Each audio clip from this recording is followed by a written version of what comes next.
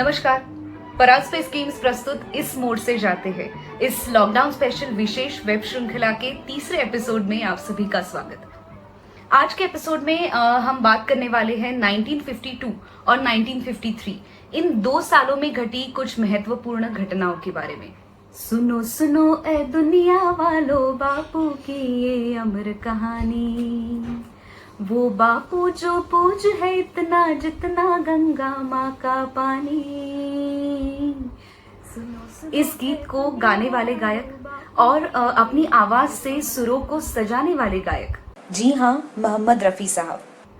उनकी आवाज ने, उनकी गायकी ने दर्शकों के दिलों में एक अलग जगह बना ली और कहा जाता है कि इसी साल के बाद 1952 के बाद उनकी गायकी का एक नया दौर शुरू हुआ।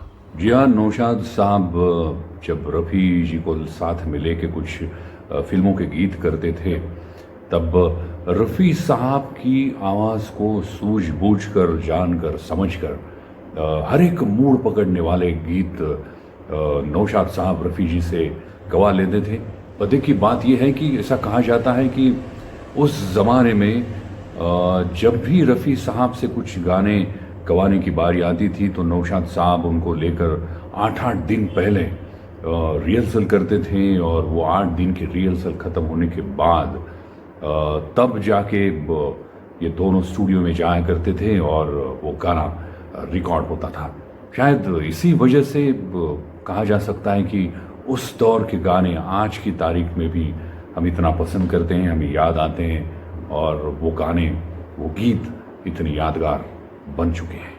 1952 इस पूरे साल में पूरे भारत में 240 फिल्मों का निर्माण हुआ, जिसमें से 104 फिल्में हिंदी भाषा में प्रदर्शित हुई और बाकी सारी फिल्में प्रादेशिक भाषाओं में। भारतीय सिनेमा की तकनीकी तौर पर सबसे पहली और सबसे बेहतरीन फिल्म झांसी की रानी भी इसी साल प्रदर्शित हुई। और इस फिल्म के बारे में आपको एक खास बात बता दूं कि साउथ इंडिया से आए बहुत ही बेहतरीन और सुपरस्टार नायक शिवाजी गणेशन जी की एंट्री भी इसी साल इसी फिल्म से हुई। इसी दौरान आए जाने वाले फिल्म निर्देशक जो पश्चिम बंगाल से आए थे, जिनका नाम था बिमल रॉय जी, इनकी मुंबई में एंट्री हुई थी और उन्होंने अपनी स्टाइल से अपनी खुद की पहचान बनाने वाली फिल्मों का निर्माण शुरू कर दिया था।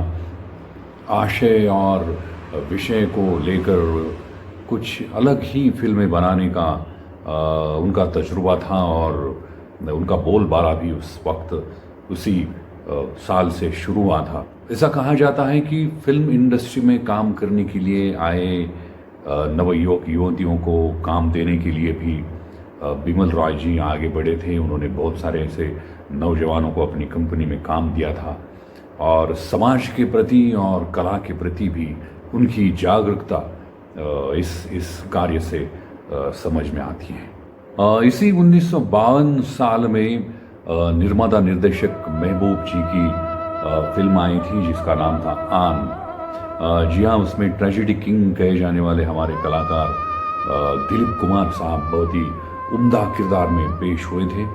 और आश्चर्य की ये बात है कि इस आन फिल्म का प्रीमियर शो जो था वो लंदन के रियल्टो थिएटर में हुआ था उस साल 1952 में। और मज़े की ये बात भी है कि इस आन फिल्म की प्रीमियर के लिए लंदन में रियल्टो सिनेमा में पहुंची थी हमारी भारतीय क्रिकेट टीम भी उस वक्त। उसी दौरान इंग्लैंड और भारत की बीच में एक टेस्ट सीरीज चल रहा था, तो उन्होंने सभी 11 टीम प्लेयर्स ने वहाँ जाना पसंद किया और ये रियल्टो में जाके उन्होंने आन फिल्म का प्रीमियर शो भी अटेंड किया था। बॉलीवुड और क्रिकेट ये दोनों भी ऐसी चीज़ें हैं जिसे हम सब भारतीय अपने दिल के बहुत ही करीब रखते आए हैं। जैसे हमारे परांज पे स्कीम्स के घरों को बुजुर्ग लोग, सीनियर लोग और इस पीढ़ी के भी लोग जैसे बहुत दिल के करीब समझते हैं, बिल्कुल उसी तरह। दिल की बात हो रही है तो आपको एक बात बता दूं कि इस साल नवकेतन फिल्म्स निर्मित देवानंद, निमी और कल्पना कार्तिक अभिनीत एक फिल्म आई थी जिसमें लव ट्रायंगल था और बहुत ही खूबसूरत तरीके से लव स्टोरी को दर्शाया गया था जिसका नाम था आंधियां। और ऐसी कई सारी बेहतरीन फिल्मों का सिलसिला इस साल चलता रहा, जैसे मीना कुमारी और भारत भूषण जी की फिल्म जो म्यूजिकल हिट फिल्म थी जिसका नाम था बैजू बावरा, दिलीप कुमार और निमी की दाग, गुरुदत्त के निर्देशन में बनी जाल जिसमें देवानंद जी फिर से एक अलग ही भूमिका में नजर आए थे, और उसके बाद वी शांताराम जी की फिल्म जो सुपरहिट हुई थी जिसका नाम था परछाइयां। और ऐसी कई सारी बेहतरीन फिल्में इस साल 1952 में प्रदर्शित हुई थी। 1952 की फिल्मों के संगीत के बारे में अगर बात की जाए तो नौशाद साहब ने संगीत निर्देशन में बनाए हुए गाने जो थे वो खास तौर पर दो फिल्मों का यहाँ पे जिक्र करना पड़ेगा। एक फिल्म थी बैजू बावरा और दूसरी फिल्म आन। बैजू बावरा इस फिल्म में 11 गाने थे, 11 गीत थे और सभी के सभी पॉपुलैरिटी के तौर पर बहुत ज़्यादा सक्सेसफुल भी हुए थे। इसी फिल्म से लता जी और रफ़ी साहब ने गाया हुआ जो गीत है, तू गंगा की मौज मैं जमुना की धारा, क्या क्या गाने बनाए थे वो आज की तारीख में भी भावनाओं के साथ हमारे दिल में है। रहेगा मिलन ये हमारा, हमारा तुम्हारा रहेगा मिलन ये हमारा। सुरों के एक और जादूगर तलत महमूद। तलत जी के बहुत सारे गीत पॉपुलर हुए, जैसे एक फिल्म आई थी अनहोनी और जिसमें गाना था मैं दिल हूं एक अरमान भरा, तू आके मुझे पहचान जरा। और डार्क फिल्म का मेरे दिल कहीं और चल, गम की दुनिया से दिल भर गया, ढूंढ ले अब कोई घर नया। लता जी के गीतों के तो क्या कहने, जिन्हें साक्षात सुरों की सरस्वती कहा जाता है। लता जी के बहुत सारे गीत अजरामर हुए, लेकिन इस साल 1952 में एक फिल्म आई थी जो म्यूजिकल हिट फिल्म थी जिसका नाम था बैजू बावरा, और उनमें से एक गीत था जो बहुत ज्यादा लोकप्रिय हुआ, वो था सावरिया भूल गए सावरिया, मोहे भूल गए सावरिया, भूल गए सावरिया। ये गीत बहुत ज्यादा लोकप्रिय हुआ, बहुत ज्यादा हिट हुआ, और ये गीत आज की तारीख में भी लोकप्रियता के शिखर पर है। ऐसे कई सारे सुपरहिट गीत और संगीत का सिलसिला 1953 में भी चलता रहा, और सी रामचंद्र जी ने लता मंगेशकर जी की आवाज में कई सारे बेहतरीन गीत बनाए।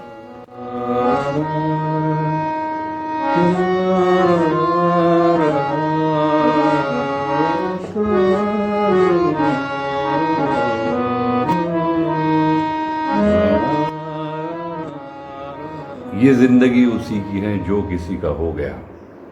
क्या बात है, लता मंगेशकर जी ने अपनी जादुई आवाज़ से यादगार बनाया हुआ ये गीत, मेरे ख्याल से हम सभी लोग, हम सभी भारतीय, पूरी दुनिया में, पूरे विश्व में जो भी संगीत प्रेमी हैं, इन्होंने ये ऐसे गीतों से अपनी आँखों से ही नहीं बल्कि अपनी कानों से और दिल से भी कई बार सुना होगा।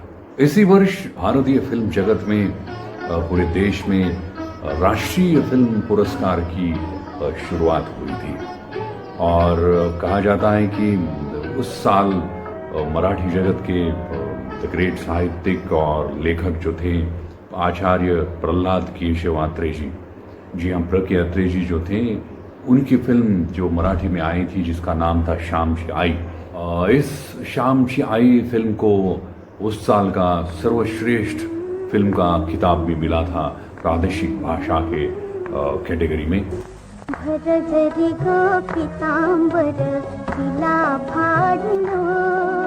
और हिंदी फिल्मों में बिमल राय जी के 2 बीघा जमीन, इस फिल्म को सर्वोत्कृष्ट फिल्म से नवाजा गया था। इस वर्ष में घटी कुछ यादगार घटनाओं में इन 2-3 ऐतिहासिक घटनाओं को शामिल करना जरूरी होगा, जैसे बीना का टूथपेस्ट प्रस्तुत एक रेडियो श्रृंखला थी जिसका नाम था बीना का गीतमाला। और फिल्म जगत के पूरे इतिहास में दर्शकों की क्यूरियोसिटी बढ़ाने वाला एक महत्वपूर्ण अवार्ड समारोह फिल्म फेयर, वो भी इसी साल शुरू हुआ। और पहले साल जिन्हें ये पुरस्कार मिला वे थे Bimal Roy, best director. Best actor की रेस में थे राज कपूर, दिलीप कुमार और देवानंद साहब, और अवार्ड के हकदार बने ट्रेजेडी किंग दिलीप कुमार। और बेस्ट एक्ट्रेस का किताब फिल्म बैजू बावरा के लिए मिला मीना कुमारी जी को। और इन अवार्ड्स का सिलसिला इस साल से शुरू हुआ, और आज की तारीख में भी हम लोग जब भी ये अवार्ड्स दिखाए जाते हैं टेलीविजन पे, तब पूरे परिवार के साथ बैठकर ये अवार्ड शो देखते हैं। और इस अवार्ड को देखने के लिए जो एक एक्साइटमेंट है, क्यूरियोसिटी है, उत्सुकता है, वो आज की तारीख में भी बरकरार है।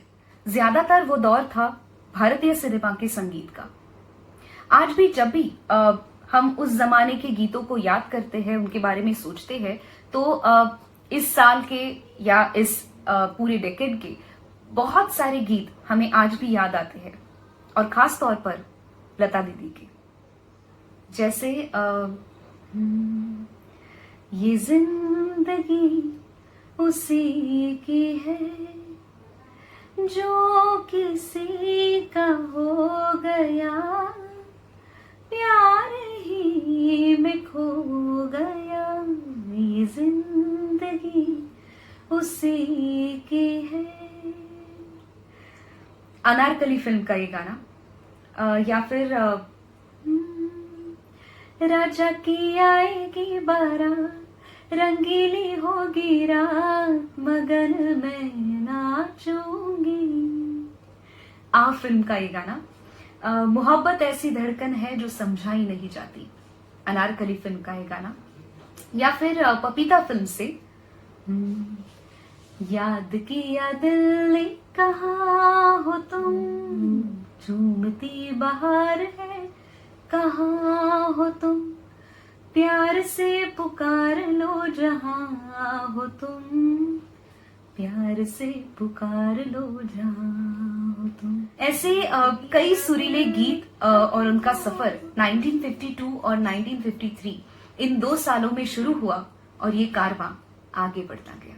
बस ये सफ़र ऐसे ही आगे बढ़ाएंगे अगले एपिसोड में, जिसमें हम आप सभी दर्शकों को ले जाएंगे, सैर कराएंगे 1954 से लेके 1960 के वर्ष तक। तब तक घर में रहिएगा, सुरक्षित रहिएगा, और देखते रहिएगा हमारी ये वेब श्रृंखला जिसका नाम है परांज पे स्कीम्स प्रस्तुत इस मोड़ से जाते हैं। मिलते हैं अगले एपिसोड में।